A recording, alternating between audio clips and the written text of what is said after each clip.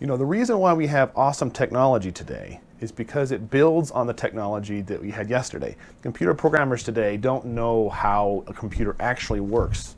They don't have to invent a computer to make programs for the computer. They build on the successes of their predecessors. That's how technology keeps going forward and forward and forward.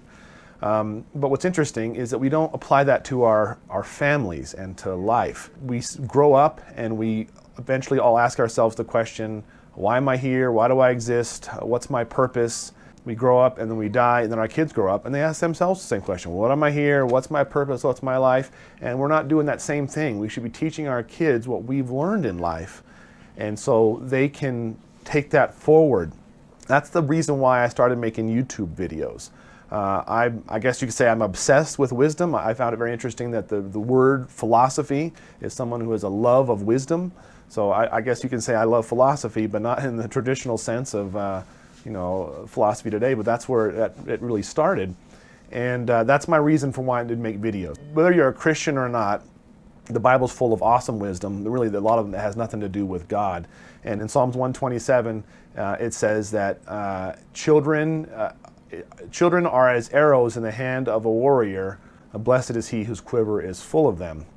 And I find it interesting that it doesn't say that children are like swords, or children are like clubs or spears in the hand of a warrior. They're like arrows in the hand of a warrior.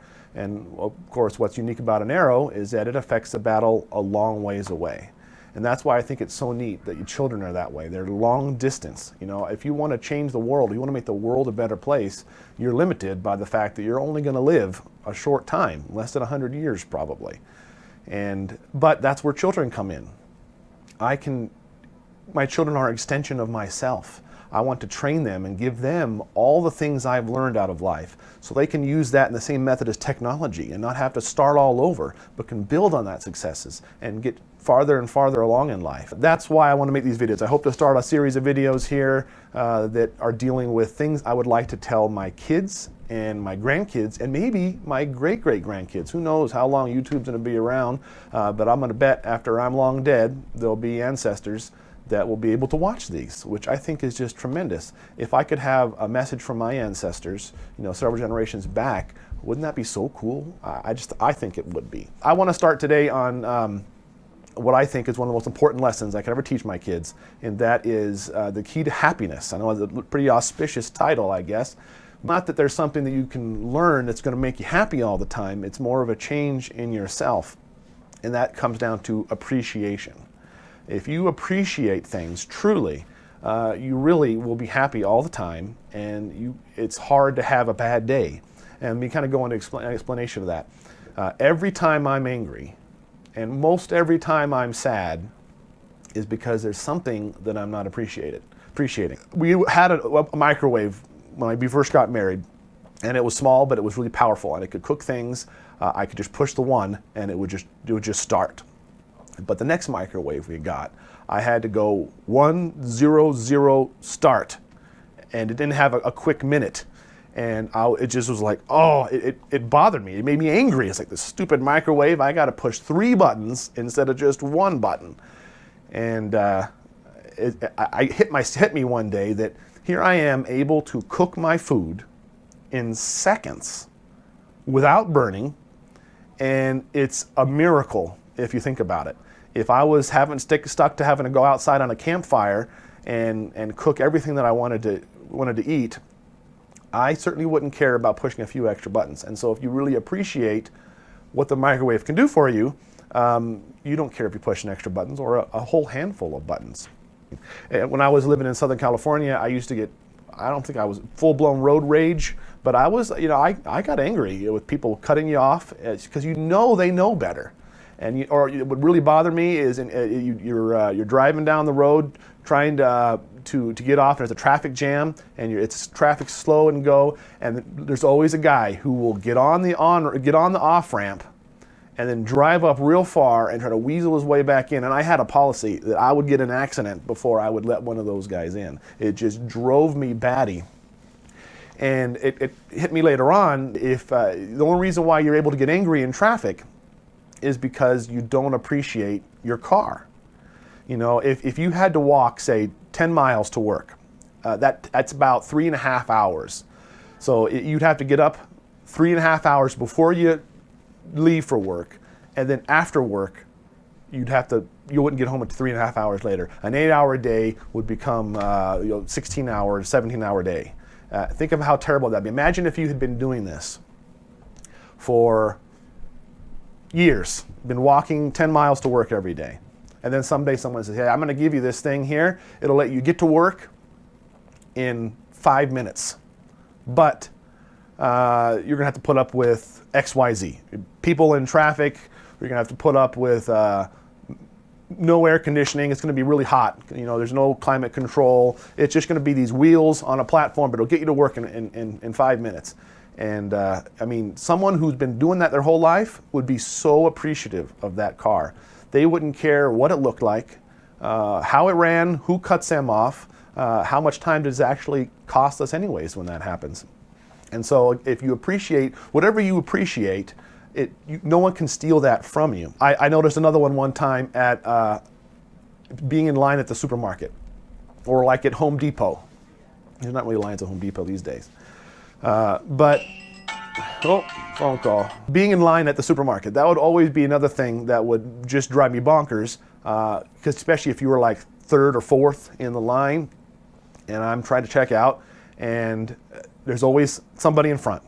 And a little old lady who has to get out her pennies and put them down. Oh, there's another penny. Oh, I gave you too many. Oh, how about I'll write you a check? Hold on. Oh, and it always goes super slow, and I would be like, oh, come on, lady. And just get a credit card, or be ready next time. Or there'll be someone who's like, price check on aisle 5, and they got to go run off to get a price, and you're there waiting. And I used to just drive me batty. I used to get angry. And then I look down at my cart, and I see the things that I'm buying. And this happened once at a Home Depot, and there's a guy with a chainsaw. And it's like, this guy's upset, and he's getting a chainsaw. If you think about how amazing that is.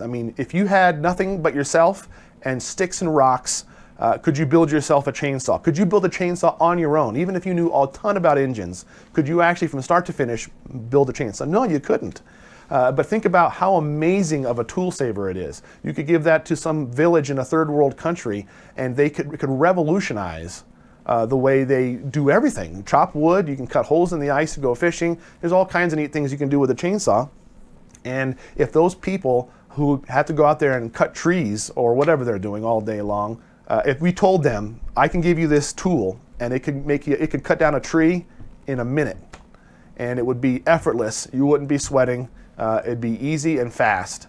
But you're going to have to wait a year for me to manufacture this. They would line up by the thousands to put their name on this list to wait for a year. They would gladly wait a year or more. How long would you do to save a life-saving thing like that, or like a car? I can give you a thing that's going to stop you from walking 10 miles a day, but you're going to have to wait 5 years to get it. People sign me up. I'll do it tomorrow. But yet we can't wait 15 minutes max. How long are you actually in a line at Walmart? 15 minutes max to wait in a line. You look down at the cart you have. Every time you're feeling frustrated in a line, look down at the cart and see what you have and think, how many of those things could you make on your own? You may have a loaf of bread in there. Maybe you can make a loaf of bread at home. But is it really going to be... the bread at Walmart tastes awesome. I know it's all full of artificial everythings, but it still tastes great. It's very good bread, and it's very, very easy. It costs me under $1, and you can get a loaf of bread, and that's amazing. Do you really want to spend all your time making everything in your cart? If you really get down and look at what you have, and you appreciate everything in that cart, you don't mind waiting a little longer. And so now I do something that I call the Walmart Challenge, which is look for the longest line in Walmart and get behind them. One, that's a challenge in itself, because most of the time you get in a long line and you make it longer, someone's going to pop out from somewhere and say, hey, why don't you come over here, sir? And want to take you there, and you end up getting through faster. Or you want to really shake up their world and say, no, thanks, I want to wait. And really make them scratch their heads. But I enjoy getting in a really long line and then just watching the people ahead of me. You can see other people get angry when people are going slow too. And it's fun to look at them and to see what kind of people each person is. I just enjoy that. And it also makes me appreciate, it's practice for appreciating what I have. And it's something that we have to continue to train ourselves to do. There's I love Dilbert, I've shared before, and there's a clip I'm going to play of a guy named Ashok, who's an intern in this office, and I think he's awesome. Here, watch. How come you didn't leave with the rest of them, Ashok? On my salary, I can only afford to take vacations within the building itself. This year, I have saved up enough money to spend 5 days in the handicapped toilet of the 5th floor gentleman's bathroom. It is part of a restroom hostel program. So I guess it's just you and me at work tomorrow. No, just you. My vacation commences in 10 minutes, but feel free to visit me. There is always room for guests. Should I bring anything? Potato salad would be nice. That is excellent potato salad. I have never had better. It's the dill pickles. Do not leave here without giving me that recipe. Ashok, can I ask you a question? Ask away. I am on vacation and have all the time in the world. What I'm wondering is, how can you be so happy? Why wouldn't I be happy? Well, you're an intern who earns so little you have to take your vacation in the restroom. That is true. And no one gives you any respect whatsoever. Whoop, you got me again. And your family is in India? You have to spend the Dogbird Day holiday without them. See, that guy is awesome. He cannot be let down at all. No matter what kind of news he gets, I mean, he's having to take his vacations in a bathroom, and he's happy about it. He is grateful about it. And ends up, Dilbert asks him, how can you be so happy? And it turns out that he remembers his family in India, and he's really appreciative, and he loves his family, and he's so glad to be where he is that nothing can really get him down. And that's the key to life. If you have somebody whose bar is really low, it's so easy to make them happy. You do anything for them, and they're ecstatic. And opposite's also true. If your bar is set so high that you have to have a microwave that's got the quick minute, because without it, it'll be just a terrible travesty in life, then it becomes very hard to make someone like that happy. Everything's got to go perfect. You got to have green lights all the way to work. Otherwise, it's a terrible day, there was a jerk at work, or whatever. Nobody likes their job, but if you go to work and you're the kind of guy who is sad all the time, always grumpy, you're going to be the guy who gets let go ultimately. But if your kids pick up on that as well, they're going to act more like you act. And if you get frustrated in traffic, guess what's going to happen when they grow up? They're going to get frustrated in traffic. And of course, it's not natural, because our bodies, our minds will automatically create a new bar. Once you have a little bit of normalcy, this is normal. Pushing one button on the microwave. Once we get to 2 buttons, oh man, this is way worse than where I was before. But if you look where the bar could be and where your life is at, and you always look down and appreciate everything you have, every time you're angry, every time you're frustrated, if it's because the kids are being jerks today, and my kids are jerks lots of times, or you have a bad day at work, or there was a mean customer, or a mean employee, or somebody, you could always go back to think, what if I didn't have a job? What if I wasn't married? What if I didn't have a kid? All these things, if you really think about them and really appreciate the things we have, you'll be impossible to get down. And so I'd encourage you guys to continue to try and do that on your own. Take the Walmart challenge, go to the longest line, and you're not going to be there more than 15 minutes. And just look at the other people, and that, for me, seeing other people lose it makes me not lose it. And the more that I see that, the more it makes me change my person. And as a result, you become a person that everybody likes. There's two guys that I've known through my life, that no matter where they were, everybody loved them. One of them was Andrea's grandfather, who's passed away now. And everybody loved him. And it hit me one day.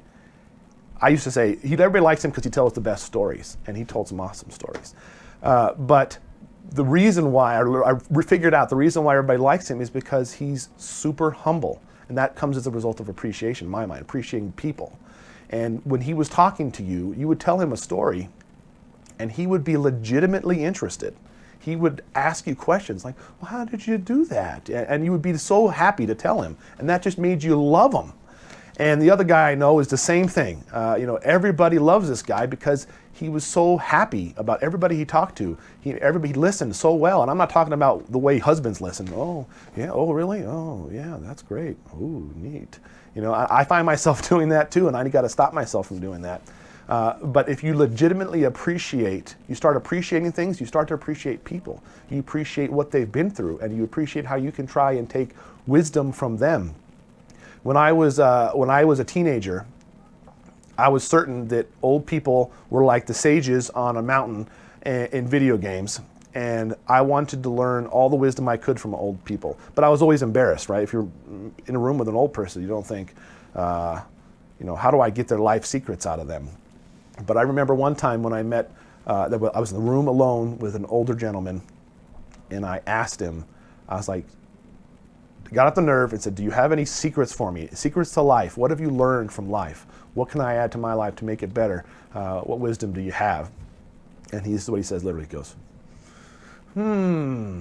well, nothing. And that's what he said. I was so let down. I was like, you're supposed to have all the answers, man. You know, and he didn't have any answers, or if he did, maybe he didn't remember them. He didn't. He seemed to have his mind, but you know, maybe he didn't. But and that's the travesty, that we don't have these things to pass down to our kids. What do we pass down? Our favorite sports teams, a favorite way to cook a pizza, maybe, or what he likes to do on Sunday afternoons, or whatever. We pass down the things that we do, and a lot of times we don't consciously tell our children. So that's what I hope to do by this video. If you learn to be an appreciative person, it will make you an empathetic person, a humble person, and everybody loves a humble person at parties, guaranteed. So I hope that's been helpful to you. I encourage you to teach your children. I hope to be doing a lot more videos soon on different things I would like to teach my kids down the road. If you guys are listening to me from the future, how's it going? But I would encourage all of us to teach our children what we would want them to do. If you want the world to be a better place, make it a better place through the long-distance gift of your children. They're going to affect the world long after you're gone, just like an arrow can affect something far away. So we just need to make sure they can wield it correctly and it hits their mark. Well, I'll see you next time.